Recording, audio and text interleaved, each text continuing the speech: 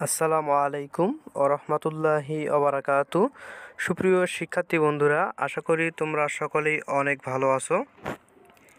আজকের এই ভিডিওটিতে খুবই গুরুত্বপূর্ণ একটি তথ্য নিয়ে তোমাদের সামনে হাজির হয়েছি। তাই তথ্যটি সম্পূর্ণ জানার জন্য এই ভিডিওটি শুরু থেকে শেষ পর্যন্ত দেখে নাও। শিক্ষার্থী বন্ধুরা, তোমরা 2023-24 শিক্ষাবর্ষে অনার্স প্রথম বর্ষে ভর্তির জন্য যারা আবেদন করেছো, তোমরা অনেকেই দুর্ভাগ্যবশত চান্স পাওনি, যার কারণে তোমাদের আবারও দ্বিতীয় রিলিজ স্লিপে আবেদন করতে হবে। তবে জাতীয় বিশ্ববিদ্যালয় থেকে এই দ্বিতীয় রিলিজ স্লিপটি এখনও প্রকাশিত হয়নি। তো এই রিলিজ স্লিপটি কবে নাগাদ প্রকাশিত হতে পারে, এই বিষয়টি নিয়ে আজকে আমরা এই ভিডিওটিতে আলোচনা করব।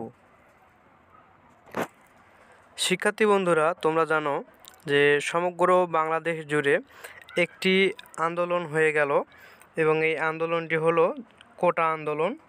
এই কোটা বিরোধী আন্দোলনে সমগ্র বাংলাদেশে একটি অস্বাভাবিক পরিস্থিতি তৈরি হয়েছিল, যার কারণে প্রতিটি ক্ষেত্রে শিক্ষা প্রতিষ্ঠান, শিল্প প্রতিষ্ঠান, তুমি যে কোনো প্রতিষ্ঠানই বলো না কেন, প্রতিটি প্রতিষ্ঠান কিন্তু কার্যক্রম বন্ধ করেছিল এবং কার্যক্রম পরিচালনা করার কোনো পরিস্থিতি কিন্তু ছিল না।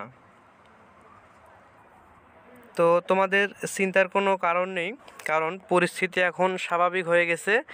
এবং তোমরা আরও একটি বিষয় জেনে থাকবে যে জাতীয় বিশ্ববিদ্যালয়ের উপাচার্য মশিউর রহমান তিনি কিন্তু ইতোমধ্যে পদত্যাগ করেছেন। তো সব পরিস্থিতি একটু নিয়ন্ত্রণে আসতে আরও কিছু সময় প্রয়োজন। তো তোমরা যারা আবেদন করেছো, তোমাদের অবশ্যই একটা ধৈর্যের বাঁধ আছে। তোমরা হয়তো এই বিষয়টা মেনে নিতে পারতেছো না যে অনেক দিন হয় আবেদন করেছি, এখন পর্যন্ত আবেদনের কোনো ফলাফল পাচ্ছি না। তো তোমরা আর অল্প কিছু সময় অপেক্ষা করো। এই আশা করা যায় সামনের সপ্তাহে এই আবেদনের ফলাফলটি প্রকাশিত হবে। তোমরা তখন দ্বিতীয় রিলিজ স্লিপে আবেদন করতে পারবে। তো তোমরা যারা এখন পর্যন্ত আমার এই চ্যানেলটিকে সাবস্ক্রাইব করোনি, অবশ্যই সাবস্ক্রাইব করে ফেলো এবং পাশে আসা বেল আইকনটিকে ক্লিক করে রাখো, যাতে করে জাতীয় বিশ্ববিদ্যালয় থেকে প্রণীত যে কোনো নোটিশ আমি তোমাদের মাঝে সবার আগে দিতে পারি।